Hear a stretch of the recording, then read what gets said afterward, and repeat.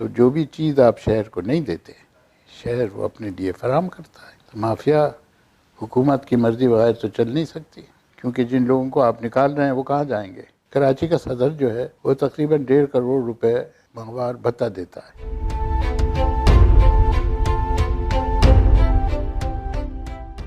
جب شہر کی ضروریات پوری نہیں ہوں گی تو شہر وہ خود اپنی ضروریات پوری کرے گا. شہر کوئی مردہ چیز تھوڑی ہے، شہر تو ایک زندہ چیز ہے، تو وہ اپنی ضروریات پوری کرتا ہے.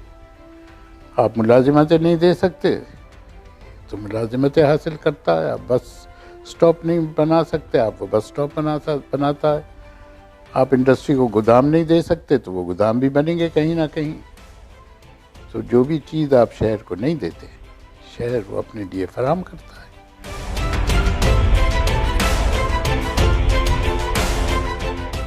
اگر کوئی مافیا ہے، مافیا حکومت کی مرضی بغیر تو چل نہیں سکتی. تو جو حکومت کے ادارے ہیں، افسران ہیں، سیاستدان ہیں، وہ سب اس میں ملوث ہیں. تو مافیا تو یہ لوگ ہیں خود، اصل مافیا تو یہ ہے، دوسرا تو کارندہ ہے ان کا.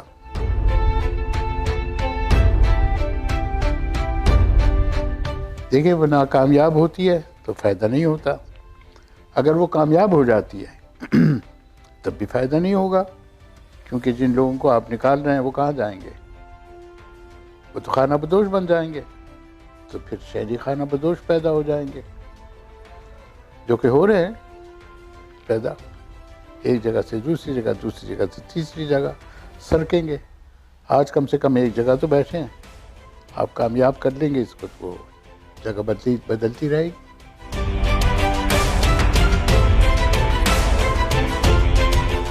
کراچی کا صدر جو ہے وہ تقریباً 1.5 کروڑ روپے ماہوار بھتہ دیتا ہے. صرف چار گلیاں اس کی، تو لے لیں ان سے، اس بھتے کو کنورٹ کر لیں ٹیکس میں، اگر ہمت ہے تو کر لیں. دیکھنا یہ سیاسی چیزیں ہیں، اور انہیں جب تک سیاسی طور پہ ڈیل نہیں کریں گے آپ اس کا حل تلاش نہیں کر سکتے. ایک طرف آپ کو ووٹ چاہیے، آپ کو ہر وقت یہ ڈر لگتا ہے کہ مجھے ووٹ نہیں ملے گا، میں الیکٹ نہیں ہوں گا، اور اس کو بجائے اس کے اس خوف اور ڈر کو آپ کسی پازیٹیو طرح سے استعمال کریں. آپ یہ کہتے ہیں جتنی ناجائز چیزیں ہو سکتی ہیں وہ ہونے دو، لوگ خوش ہوں گے، مجھے ووٹ مل جائے گا. تو بھتہ ختم کریں، ٹیکس نافذ کریں. یہ تو کہتے ہیں ہوکرز کی جو یونینز ہیں کہتے ہیں کہ آپ ہمیں سے ٹیکس لیں.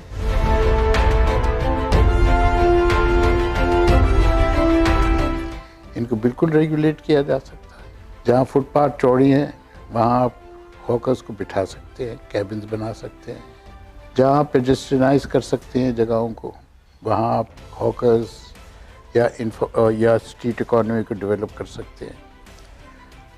آپ جیسے بہت جگہ ہے ہمارے یہاں، جمعہ بازار لگا سکتے ہیں، منگل بازار لگا سکتے ہیں، اتوار بازار لگا سکتے ہیں. یہ تو ایک رضامندی چاہیے حکمرانوں کی طرف سے کہ یہ چیزیں کی جائیں. حکمرانوں کی طرف سے کیوں نہیں ہوتا؟ اس کی تین وجوہات ہیں. ایک کہ حکمران جو ہیں وہ اس قسم کی چیزوں کو ماڈرنزم کے خلاف سمجھتے ہیں، ایک تو یہ وجہ ہے. دوسری وجہ یہ ہے کہ جو آپ کے پیشہ ور لوگ ہیں جو منصوبہ بندی کرتے ہیں شہروں کی، یہ انہوں نے کبھی اپنی تعلیم میں سیکھا نہیں ہے. تیسری بڑی وجہ ہے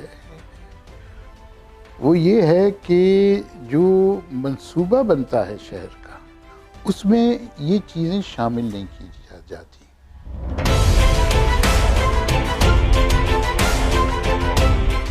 صحیح ہے لینڈ یوز کو متاثر کرتی ہے، مگر یہ بہت بڑا مگر ہے، اگر آپ لینڈ یوز مناسب طور سے کریں تو پھر آپ ان سب ضروریات کو پورا کر سکتے ہیں جو انکروچمنٹ سب پورا کرتی ہیں. وہ مناسب لینڈ یوز جو ہے وہ اس کو پورا کرے گا.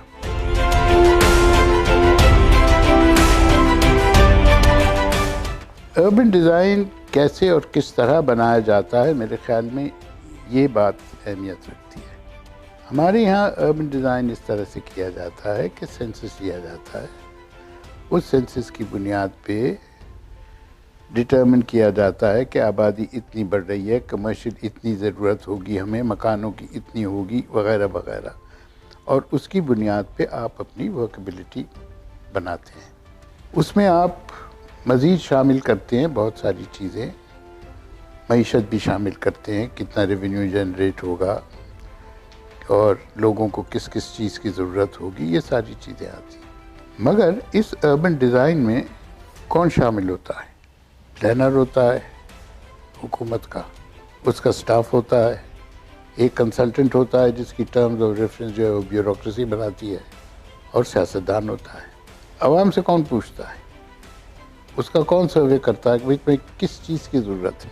دوسری بات کہ جو اسکیمیں پروپوز ہوتی ہیں جس قسم کی بھی ہوں، ان میں ایک بہت بڑی چیز غائب ہوتی ہے، اور وہ چیز جو غائب ہوتی ہے وہ یہ ہے کہ سماجی طور پہ، ثقافتی طور پہ ڈیزائن کو ایکسیس کرنا عام آدمی کے لیے آسان ہے یا مشکل ہے، یا کہ اسے کیا دشواریاں ہیں۔